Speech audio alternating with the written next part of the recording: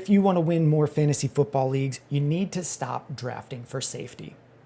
And once you understand this concept, it's going to change how you draft, it's going to change how you view trades, it's going to change how you view your bench. So I'll do my best to explain it. First, I'm going to show you a picture of the championship teams from one of my favorite leagues. So I'll put it on the screen here. It's a 2-quarterback league. If you remove kicker and defense, that's 8 starters for each team. And the thing I really want to call out is that half of the starters for both teams come from free agency and trades. Notably, like Joe Burrow traded for, Josh Allen traded for. These teams weren't lucky on injuries either. Trevor Lawrence, that's a whole quarterback that went down. In a 2-quarterback league, that's huge. Ken Walker injured on another team. DK Metcalf missed a lot of time and underperformed due to injury. These teams weren't lucky. We both followed the same strategy. We think of our draft as just lotto tickets for breakouts. So rather than drafting backup quarterbacks or backup tight ends or bye-week running backs, we're drafting for upside. So let's give an example. Like right now, this year, 2025, Jaylen Warren is getting drafted 8th round as kind of a bye-week running back. But if you start to reframe that player and like when you'll use him, you'll realize like you're almost never starting a Jaylen Warren. You're kind of just taking your pick and giving it away. By the time bye weeks come around, there will have been a running back injury in the NFL, and that backup player that moves into a lead role will be as valuable as Jaylen Warren, and you can get him on waivers. So instead of drafting a guy like Jaylen Warren, instead of drafting a backup quarterback, we're drafting lotto ticket upside players. The only times when I'm drafting for safety is if I need to pair a safer player with a rookie who will take some time to develop. So we're going to go through some players and we'll start with rookies. Rookies are often breakout league winning players, but you have to pair them with someone and understand what you're buying. So let's take a look at like Matthew Golden, a wide receiver that will likely move into the wide receiver 1 role for the Green Bay Packers. If you look at things that the team has said, like August 2024, this time last year, going into the season, someone asked Matt LaFleur, hey, can you name your number 1 wide receiver? And I've got some quotes from him. He says, I want to vomit every time I hear someone use say number 1 receiver. That's something you guys talk about. He said, I feel like we've got a bunch of them. These are good lines from a coach that doesn't have an alpha wide receiver 1. Like take Davante Adams, who was on the Packers. If he had Davante Adams, he would have just said, hey, we're going to really lean on Davante this year. Or Davante's a big leader in that room. He wouldn't necessarily call him wide receiver 1, but he would just say, like, yeah, Davante's a big part of this team. After the season, Josh Jacobs was in an interview, on a podcast saying, hey, we need a number 1 wide receiver. We have a lot of guys that could be special, but we need a proven one. And then they drafted one. It's Matthew Golden. He was taken in the 1st round. Players drafted in the 1st round, wide receivers, like that's fantasy success. That is often who hits. Now, when we're drafting this guy, we're getting him round 8 or so. He is someone I would pair with someone safe. But by the time we get into late October, his path to taking over this Packers wide receiver room, it's pretty clear. People say Jaden Reed is the lead guy. Jaden Reed doesn't play in 2 wide receiver sets. So Matthew Golden needs to beat out Romeo Doubs, Dontavian Wicks. That's not that hard to do within his rookie year.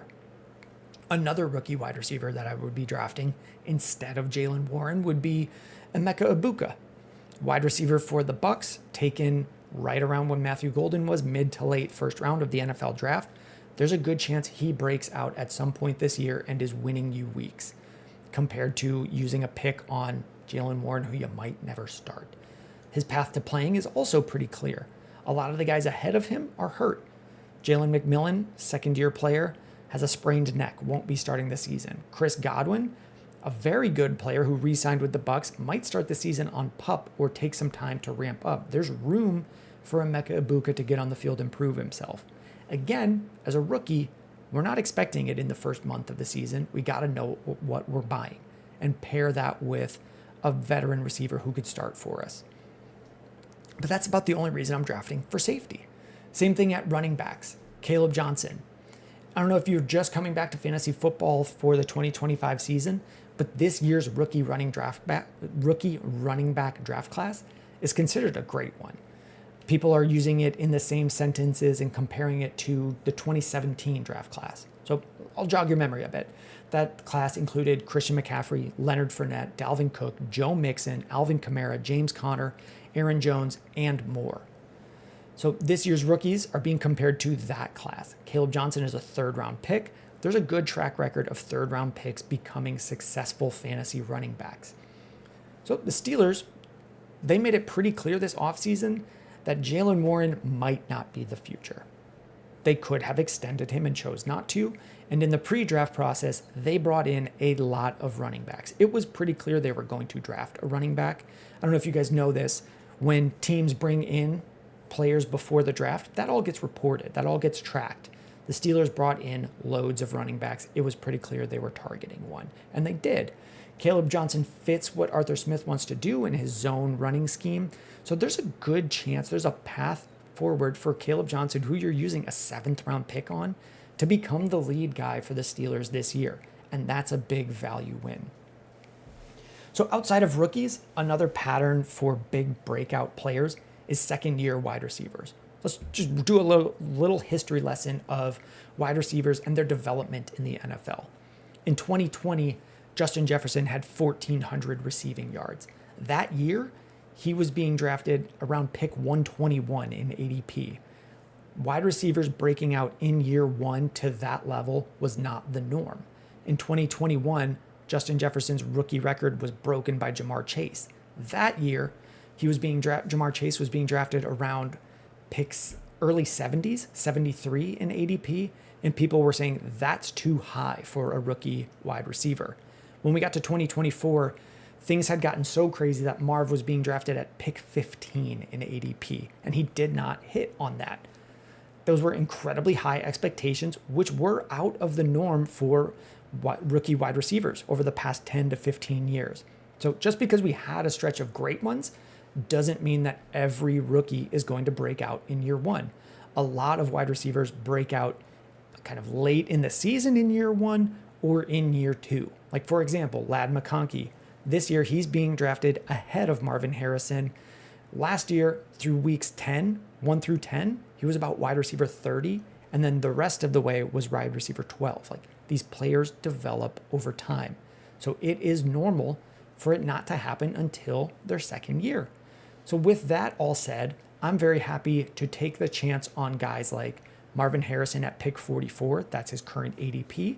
Xavier Worthy in round 5 at pick 53, Rome Odunze in round 7, Ricky Pearsall in round 9, who I especially like as a breakout candidate because he's pretty clearly the number one option at wide receiver going into the year for the 49ers. Brandon Ayuk is not ready to go. Juwan Jennings is dealing with a calf injury on top of a contract dispute. Demarcus Robinson is suspended with a DUI. There's a path for Ricky Pearsall to be the number one guy.